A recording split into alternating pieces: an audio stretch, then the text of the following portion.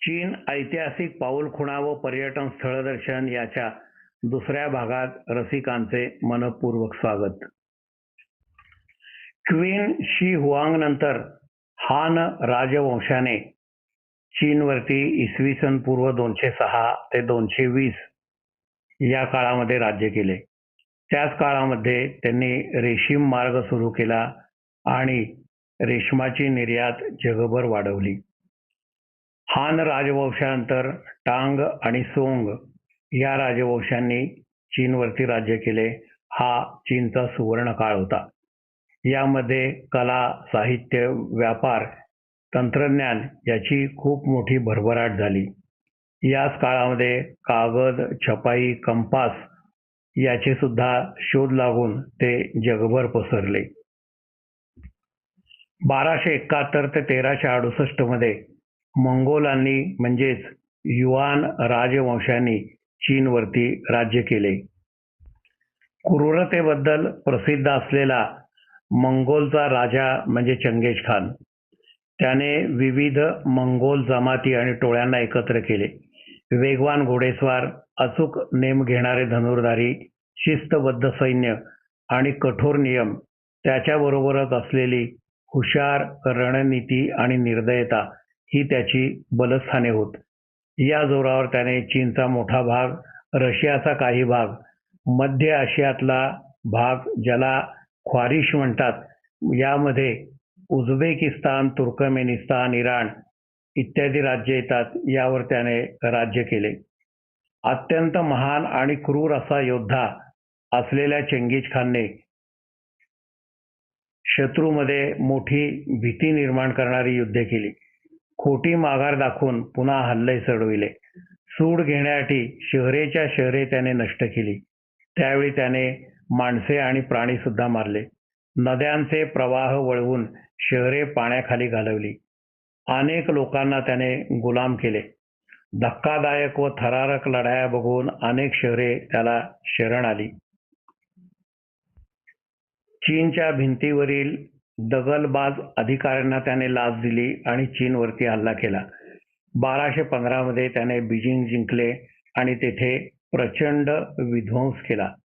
Mongolia आणि चीन यामध्ये अनेक युद्ध झालेली आहेत आणि चीन जिंकून युआन राजवंशाने तेथे राज्य केले. चेंगीज खानच्या नातवाकडे इटली व्हेनिसहून आलेला मार्को पोलो दूत म्हणून राहिला. तेथून त्याला इथपर्यंत येण्यासाठी 4 वर्षे लागलेली होती. त्याच्या वर्णनात मात्र चीनची भिंत, चहा पुराण किंवा स्त्रियांचे पाय बांधणे याचा उल्लेख नाही. अर्थात चलनी नोटांचा उल्लेख जरूर आहे आणि त्याने असेही लिहिले आहे की मी सर्व गोष्टी लिहिल्या असत्या तर लोकांनी मला थापाड्या म्हणले असते. सौंदर्याचे व प्रतिष्ठेचे खोटे प्रतीक मानली गेलेली क्रूर व त्रासदायक फूट बाइंडिंग म्हणजे लहान मुलींची पाय बांधण्याची प्रथा 10व्या ते 20व्या शतकापर्यंत चीनमध्ये होती. 4 ते 8 वर्षापर्यंतच्या मुलींचे पाय घट्ट बांधत आणि वाकवून लहान ठेवत असत. याला लोटस फीट किंवा कमळासारखे पाय असे म्हणत असत. याने सुंदरता व आकर्षकता वाढते असा समज होता. अशा सुंदर पायांना श्रीमंत नवरा मिळतो अशी त्यावेळी एक श्रद्धा होती. खूप वेदना, आयुष्यभर चालण्याचा त्रास, पायाची विकृती, अस्थिभंग आणि संसर्ग या सर्वांना मुलींना सामोरे जावे लागे. यात अनेकांचा मृत्यू सुद्धा ओढावत असे. मंगोल सम्राट चंगेज खान याचा मृत्यू 1227 मध्ये झाला असे मानले जाते. त्याच्या मृत्यूभोवती अनेक गूढ कथा असून त्याची कबर अद्याप सापडलेली नाही. युद्धात पकडले गेलेल्या राजकुमारीने त्याच्यावर स्वतःहून किंवा लोकांकरवी केलेला हल्ला किंवा घोड्यावरून पडून जखम झाल्यामुळे किंवा शत्रू व स्व सैनिकांकडून झालेला हल्ला, लोकांचा शाप, तळतळाट किंवा संसर्गजन्य आजार किंवा जखमेतील नंतर झालेला संसर्ग अशापैकी एखाद्या कारणाने मोहिमेवर असताना त्याचा मृत्यू झाला असे मानले जाते. मंगोल साम्राज्य बलाढ्य असल्याने ही बातमी बाहेर येऊ दिली नाही व त्यासाठी त्याच्या अंत्ययात्रेतील सर्व लोकांनाही ठार मारले. त्याची कबर सापडू नये म्हणून त्याच्या कबरीवरून हजारो घोडे पळविले. मरते वेळेला चंगीझखानने असे सांगितले की मी तुमच्यासाठी मोठे साम्राज्य जिंकले आहे, परंतु जग जिंकण्यासाठी माझे आयुष्य खूप लहान आहे, ते काम तुम्ही करावे. 1368 मध्ये चीनमध्ये मंगोल विरुद्ध मोठे बंड झाले आणि यामध्ये त्यांनी मंगोलियांना बाहेर हाकलून लावले. त्यानंतर चीनमध्ये सत्तेत आलेल्या मिंग या राजवंशाने अनेक समुद्र मोहिमा पार पाडल्या. त्यानंतर क्विंग राजवंशाला हा शेवटचा राजवंश ठरला. 17व्या शतकामध्ये किंग राजवंशाने मंगोलिया जिंकले आणि तिथे अनेक वर्ष राज्य केले. मंगोलियांचा पुन्हा त्रास होऊ नये म्हणून भिंत मजबूत केली. 1911 मध्ये चीनमध्ये क्रांती झाली. त्यावेळी बाह्य मंगोल स्वतंत्र झाला, परंतु अंतर मंगोल हा चीनच्या ताब्यात राहिलेला आहे. जपान व चीनमध्ये काही युद्धे झालेली आहेत. 1894-95 साली कोरियावरती नियंत्रण मिळवण्यासाठी जपानने चीनवर हल्ला केला आणि जपान जिंकले. त्यामध्ये जपानकडे कोरियाबरोबर तैवान या बेटाचा सुद्धा ताबा आला. 1931 साली जपानने मांचुरियावरही ताबा मिळवला. यानंतरच्या काळात चीनमध्ये मोठी अस्थिरता होती व नानजिंग ही चीनची राजधानी होती. 1937 साली चीनने नानजिंग या शहरावरती हल्ला केला आणि त्या ठिकाणी मोठे हत्याकांड झाले व लाखो लोक मारले गेले. 1937 साली सुरू झालेले युद्ध 1945 पर्यंत चाललेले होते. हा दुसऱ्या महायुद्धाचाच एक भाग होता, परंतु अमेरिकेने जपानवरती अणु हल्ला केल्यानंतर त्यात जपानचा पराभव झाला व जपान चीनमधून परत गेले. या सर्व हल्ल्यांमध्ये चीनचे प्रचंड आर्थिक आणि मानवी नुकसान झाले. गेल्या शतकात चीनमध्ये कल्पनातीत उलथापालथी झाल्या. चीन तळातून ढवळून निघाला, हादरला, बदलला व नंतर सावरला. 1927 ते 1949 हा चीनमधील गृहयुद्धाचा काळ होता. चायनीज नॅशनॅलिस्ट राष्ट्रवादी पार्टीचा नेता चियांग कै शेक व चायनीज कम्युनिस्ट पार्टीचा नेता माओ झेडांग यांच्यातील संघर्षाचा हा काळ. सम्राटांचा लहरी कारभार, जुलमी जमीनदार, त्यांच्याकडून गरिबांची होणारी पिळवणूक आणि उपासमार या पार्श्वभूमीवर माओने त्यांना त्यांच्या हक्काची जाणीव करून दिली. समानतेचे तत्व स्वीकारून शेतकरी मजुरांची पाठराखण करून त्यांची एकजूट केली. जुलमी जमीनदार, सम्राट व लक्ष्मीपुत्र यांना माओने ठार मारले व मोठा वचक बसविला. त्यामुळे माओला जनसामान्यांचा मोठा प्रतिसाद मिळाला. 1934 ते 35 या दरम्यान राष्ट्रवादीने कम्युनिस्ट सैन्याला वेढा घातला. सुरक्षित ठिकाणी जाण्यासाठी उंच पर्वत, नद्या, वाळवंटे अशा कठीण भौगोलिक परिस्थितीत शत्रूचे हल्ले होत असताना त्याला तोंड देत कमी अन्न पाणी, आजार, थकवा असतानाही संघर्ष चालू ठेवला. 1 लाख लोकातले काही हजारच फक्त जिवंत राहिले. हा इतिहासात लाँग मार्च म्हणून प्रसिद्ध आहे. 1949 साली लाँग मार्चची पूर्तता झाली व त्यांनी बीजिंग जिंकले आणि 1 ऑक्टोबर 1949 साली माओने चीनच्या स्वातंत्र्याची घोषणा केली. 1849 साली जन्म झालेला माओ हा कम्युनिस्ट नेता व आधुनिक चीनचा संस्थापक होता. माओ हा कवी, फरडा वक्ता असून त्याचे संघटना कौशल्य वादातीत होते. त्याने जमीनदारी मोडून काढून शेतकऱ्यांना जमिनीचे वाटप केले. माओ झेडांग हा प्रभावशाली परंतु वादग्रस्त नेता होता. 1949 साली त्याने चीनचे एकत्रीकरण केले आणि नव्याने स्थापना केली. जमिनींचे पुनर्वाटप केले. शिक्षण आणि साक्षरता याचा मोठा प्रसार केला. स्त्री पुरुष समानता करून स्त्रियांना त्याने अनेक हक्क दिले. बेअरफूट डॉक्टर ही संकल्पना पुढे आणून खेडेगावामध्ये आरोग्य सेवा पोचवली. त्यांनी औद्योगिकरणाची सुरुवात केली आणि चीनला आंतरराष्ट्रीय स्तरावरती ओळख दिली. माओने काही गंभीर चुकाही केल्या आणि या अपयशाचे दूरगामी परिणाम झाले.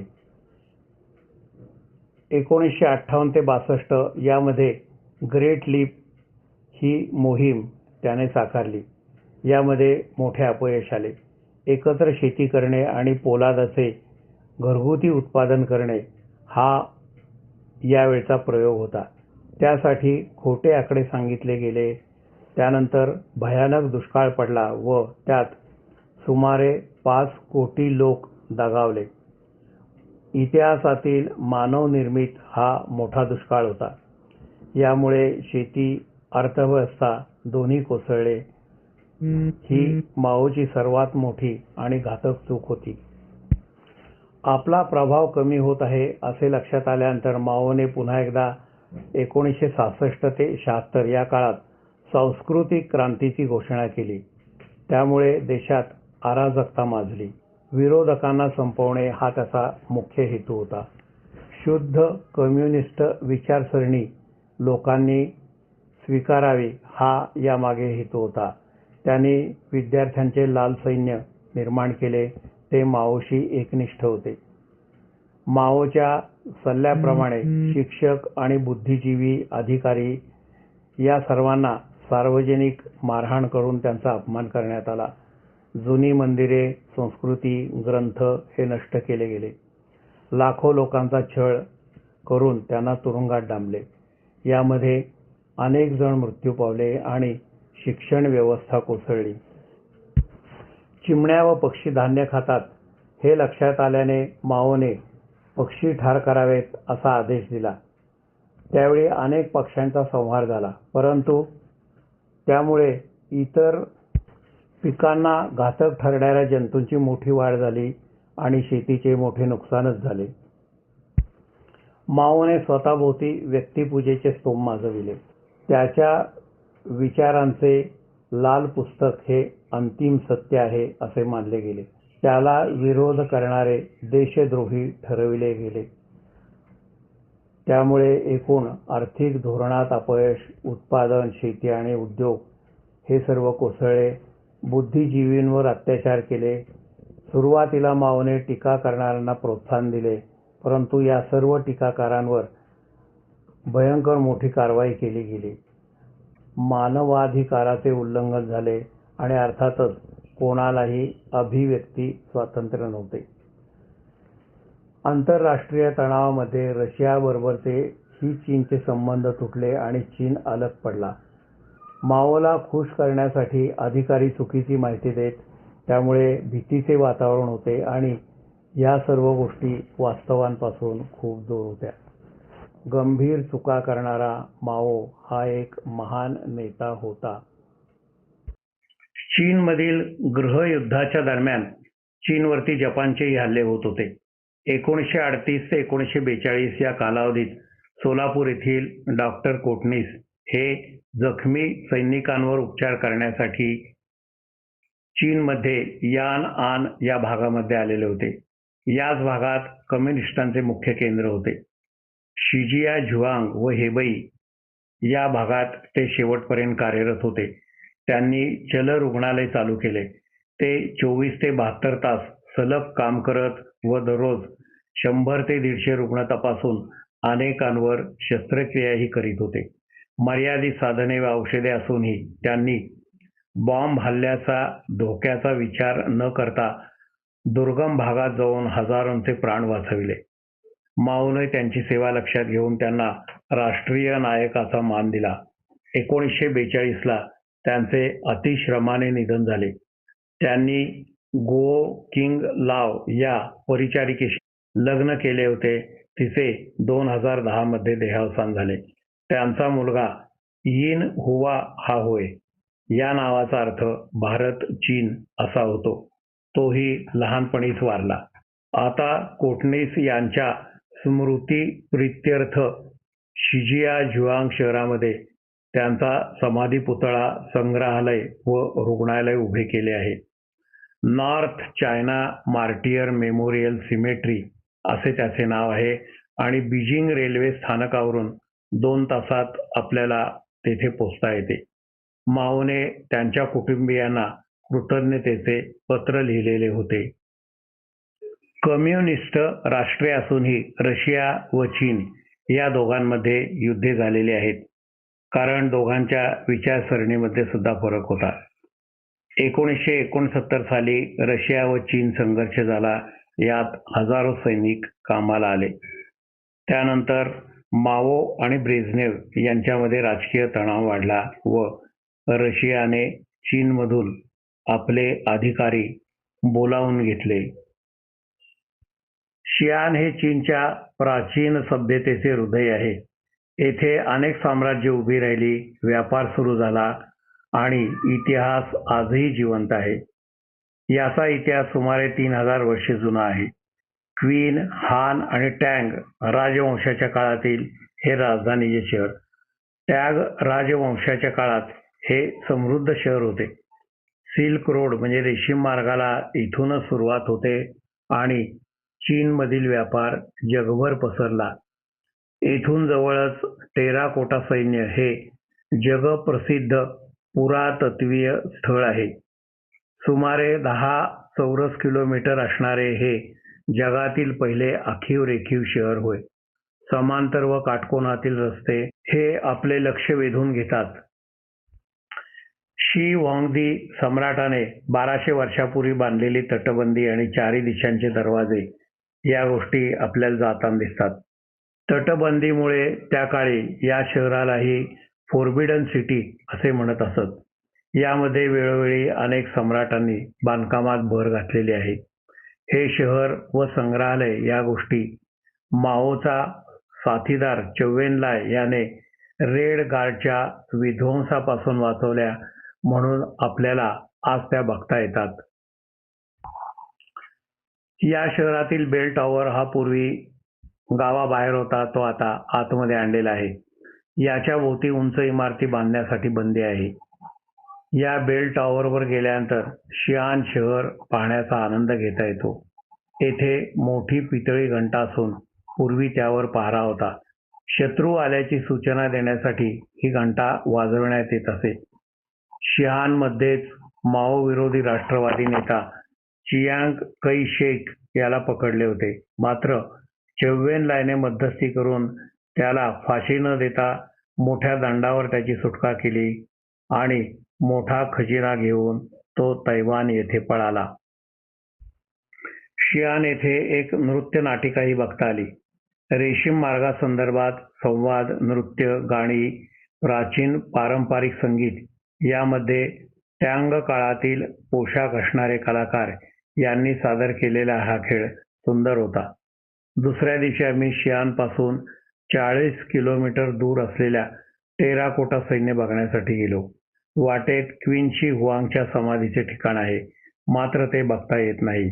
याचा 4D शो आम्हाला पाहता आला.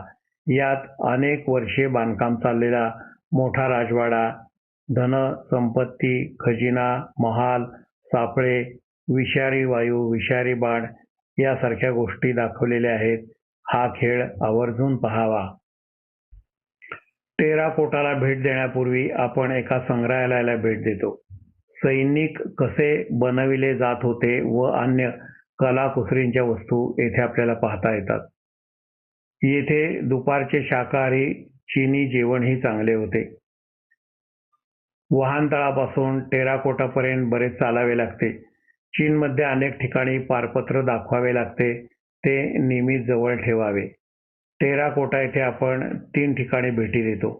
पहिल्या ठिकाणी युद्धाला सज्ज असावे असे सुमारे 6 फूट उंचीचे सैनिक, अधिकारी, शस्त्रे, घोडदळ, रथ इत्यादी पाहता येतात.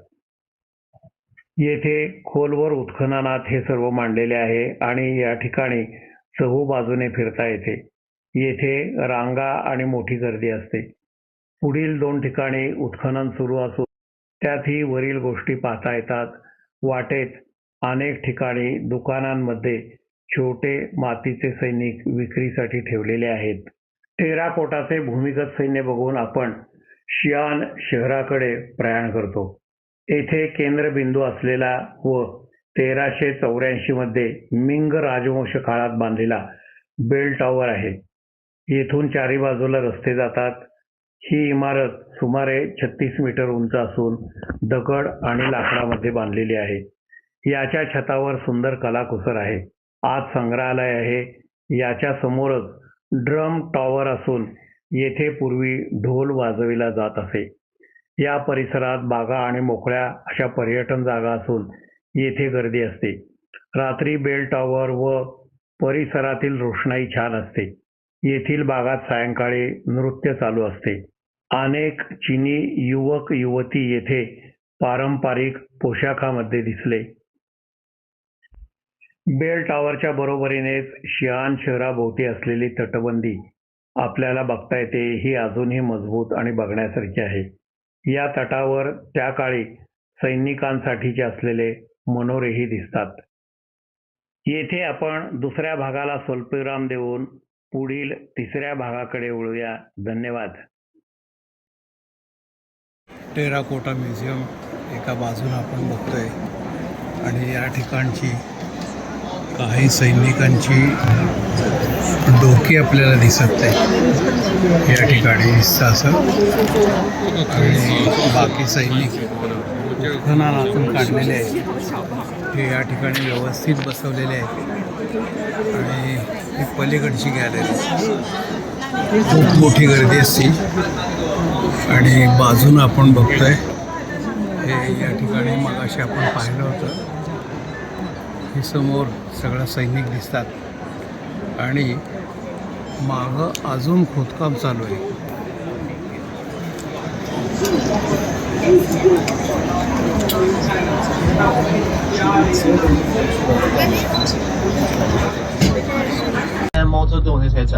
The wall in Beijing is very no good for traffic. It's not good for the city. They smashed the wall. They damaged the wall in Beijing. They put the wall into the mosque. That's quite pity. In Xi'an, this one was only one completely survived, complete from the other side. But you need to through the bridge.